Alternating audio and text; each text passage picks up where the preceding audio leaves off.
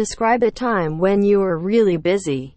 You should say when this was, why you were so busy, how you managed the situation, and explain how you felt at the time.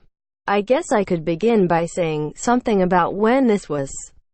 So I think I would have to choose the time I left a university assignment until the last minute and had to work flat out to get it finished. This was about 10 years ago when I was doing my master's degree. Going on to my next point, which is why I was so busy. I really need to add that I had to do several 3,000-word assignments for the modules on my master's course, but I remember that there was one in particular that I really struggled with. I had been procrastinating and putting it off for weeks, and in the end I left myself just 2 days to get the whole assignment done. This included finding and reading relevant books and articles, deciding on my thesis and assignment title, and producing a final draft which had to be handed into the department office before the deadline.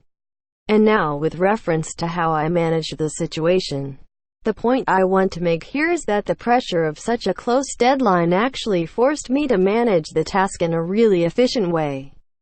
My first step was to decide on the general area that I wanted to write about, and then I limited myself to just 10 research sources.